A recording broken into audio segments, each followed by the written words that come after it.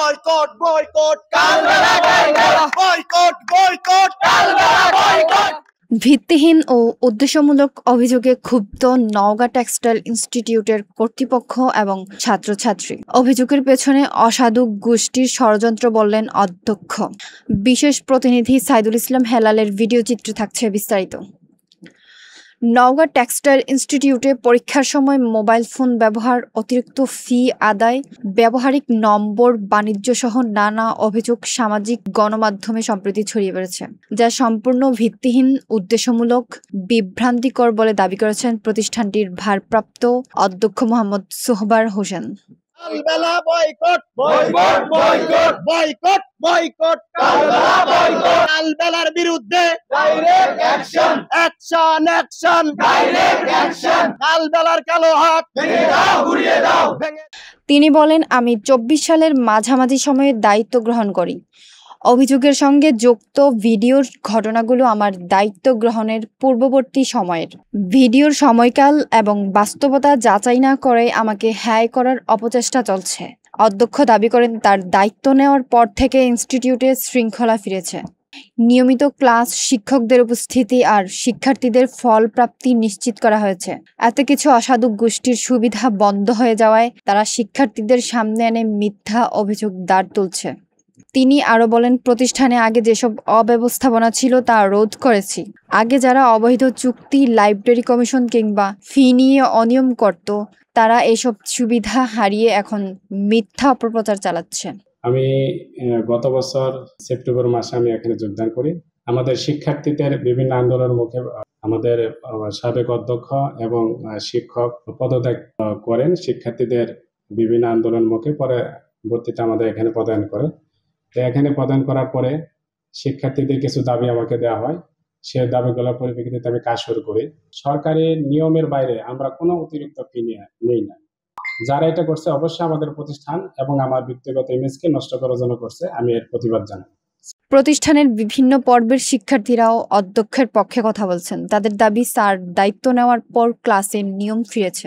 আমাদের কালবেলা থেকে যে সংবাদটি প্রকাশিত হয়েছে বিভিন্ন গণমাধ্যমে, এই সংবাদটি সম্পূর্ণ ভুয়া এবং বানানো সবটা। আমাদের প্রিন্সিপাল মোহাম্মদ সোহরাব হোসেন, তিনি একজন যথেষ্ট ভালো মনের মানুষ। আমাদের বিভিন্ন সমস্যা, তিনি প্রতিষ্ঠানে আসার পর আমাদের বিভিন্ন সমস্যা তিনি সমাধান করার চেষ্টা করেছেন। আমাদের ক্যাম্পাসে অনিয়মিত ক্লাস হতো, সেটা তিনি নিয়মিত করেছেন। আমাদের ল্যাব কখনো খোলা হতো না, লাইব্রেরি বন্ধ ছিল। তিনি সবগুলো, সেখানে শিক্ষক সংকট থাকার কারণে তিনি নিজে ক্লাস নিয়েছেন। তিনি আমাদের পড়াশোনায় যথেষ্ট সাহায্য করেন এবং যেটা বলা হয়েছে যে আমাদের বিভিন্ন ফি বাড়িয়ে নেওয়ার কথা, এটা সম্পূর্ণই ভুল। কারণ যে ফিটা আমাদের নোটিশে দেওয়া থাকে সেই ফিটাই সম্পূর্ণ নেওয়া হয়, এটা সম্পূর্ণ ভুয়া। কালবেলা নিউজে কালকে যেটা প্রকাশিত হয়েছে এটা সম্পূর্ণ একটি ভুয়া এবং ভিত্তিহীন নিউজ। এটা আমাদের ফুটেজ যেটা দেওয়া হয়েছে, বলা হয়েছে জুন থেকে জুলাই মাসে, কখনো শীতকাল হয় না। তাই ফুটেজটা সম্পূর্ণই ভিত্তিহীন আর ভুয়া। আমাদের নিয়মিত ক্লাস হতো না, ল্যাব শুধু নামে ছিল, লাইব্রেরি নামে ছিল। কখন আমরা ল্যাবেও যেতে পারিনি এবং লাইব্রেরি ক্লাসগুলোও করতে পারি ঠিক মতো। কেউ ক্লাসে আসতো না, কেউ ক্লাসে না আসে, এটা কোনো গুরুত্ব ছিল না। কিন্তু আমাদের যিনি এখন বর্তমান প্রিন্সিপাল আছেন, ইঞ্জিনিয়ার মোহাম্মদ সোহরাব হোসেন, আমরা এখন রেগুলার ক্লাস করতে পারি, ক্লাসে আসতে পারি। আর যদি ক্লাসে না আসা হয় তাহলে তিনি সেটারও পদক্ষেপ নেন। প্রতিবাদ ও নিন্দা জানাচ্ছি যে এত বড় একটা রিপোর্ট হয়েও তারা এত মিথ্যা একটা রিপোর্ট প্রকাশ করেছে। আগে টিচাররা ক্লাসে আসতেন না, পড়াশোনার পরিবেশ ছিল না। এখন নিয়ম মেনে সব চলছে। স্যারের বিরুদ্ধে অভিযোগ যারা করেছে তারা মূলত শৃঙ্খলা বিরোধী। অধ্যক্ষের মিথ্যা অভিযোগের পরিপ্রেক্ষিতে ছাত্রছাত্রী ক্যাম্পাসের ভেতরে মিছিল করেন। গতকাল প্রকাশিত যে কালবেলার যে নিউজটি, এটি সম্পূর্ণ মিথ্যা, বানোয়াট এবং ভুয়া একটি নিউজ। আমাদের এই প্রিন্সিপাল স্যার থাকা অবস্থাতে এখন পর্যন্ত এরকম নকল দিয়ে পরীক্ষা দেওয়ার মতো কেউ এখানে আছে বলে মনে হয় না। যে ওই ভিডিওতে দাবি করা হয়েছে এটি হচ্ছে চলতি বছরের জুন জুলাই মাসের ভিডিও। এখন আপনাদের কাছে আমার প্রশ্ন, যে চলতি বছরের জুন জুলাইয়ের যদি ভিডিও হয়ে থাকে তাহলে সেখানে কেন মানুষ সোয়েটার পরে পরীক্ষা দেয়? গরমের সময় কি মানুষ সোয়েটার পরে পরীক্ষা দেয় আপনার মনে হয়? প্রিন্সিপাল আসাদুজ্জামান স্যার যখন এখানে ছিলেন, দায়িত্বরত অবস্থায় ছিলেন, তখনকার ভিডিও এটি, এবং তখন এসব অনিয়ম এবং দুর্নীতি হতো এবং পরীক্ষার দেখে দেখে লেখা হতো।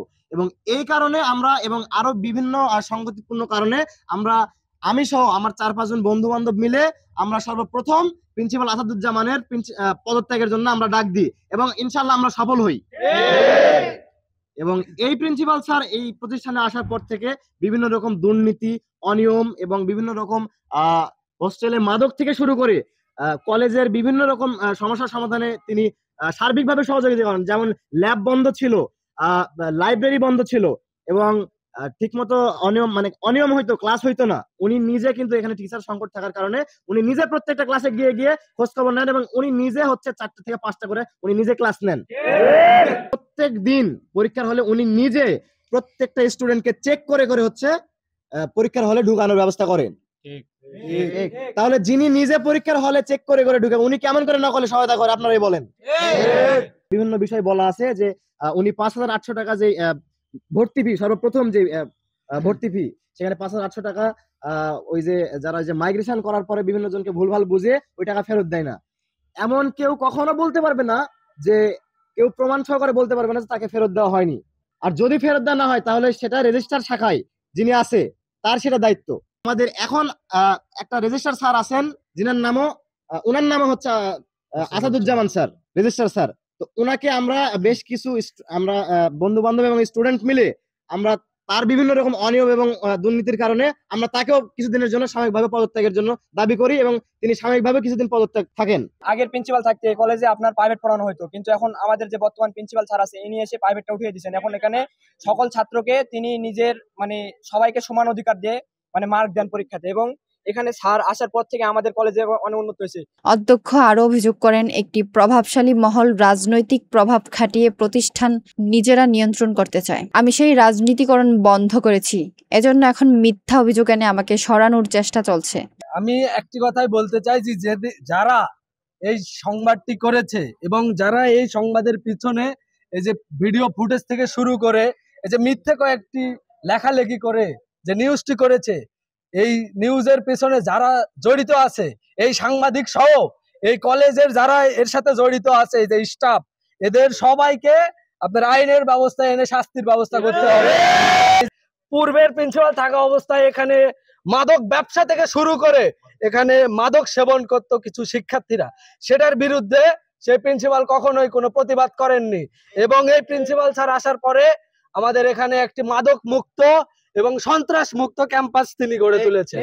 আমার মনে হয় যে আমাদের স্যারকে সম্মানহানি করার জন্য বা আমাদের প্রতিষ্ঠান নিচু করার জন্য। তো আমি নিজে থেকে একজন কর্মকর্তা হিসেবে, কর্মচারী হিসেবে এই প্রতিষ্ঠানের প্রতিবাদ জানাই। এ পরিস্থিতিতে অধ্যক্ষ এবং শিক্ষার্থীদের একাংশ নিরপেক্ষ তদন্ত দাবি করছেন। প্রতিষ্ঠানটির সম্মান, শিক্ষা, পরিবেশ রক্ষার্থে অনাকাঙ্ক্ষিত গুজব এবং উদ্দেশ্যমূলক প্রচারণা বন্ধে কর্তৃপক্ষের হস্তক্ষেপ কামনা করছেন। স্বনামধন্য একটা নিউজ পোর্টাল কালবেলাতে যে প্রকাশ হয়েছে বা নিউজটা প্রকাশ হয়েছে, এটা অত্যন্ত দুঃখজনক এবং আমি বলবো যে হলুদ সাংবাদিকতার একটা কুফল, যেটা আমাদের প্রতিষ্ঠানের যে সুনাম এটাকে ক্ষুণ্ণ করার জন্য এবং প্রতিষ্ঠানের যে সুযোগ্য অধ্যক্ষ মহোদয় ইঞ্জিনিয়ার জনাব মোহাম্মদ সোহরাব হোসেন স্যারকে আর কি হেয় প্রতিপন্ন করার জন্য যে একটা ন্যাক্কারজনক যে প্রচেষ্টা, আমি বলবো এটার একটা বহিঃপ্রকাশ। তো এখানে যে বিষয়গুলো উল্লেখ করা হয়েছে আমি মনে করি যে এগুলো ভিত্তিহীন, মিথ্যা এবং বানোয়াট। যারা এর সাথে জড়িত তাদের আমি প্রশাসনিক ও আইনানুগ ব্যবস্থা গ্রহণ করার জন্য যথাযথ কর্তৃপক্ষকে অনুরোধ করব।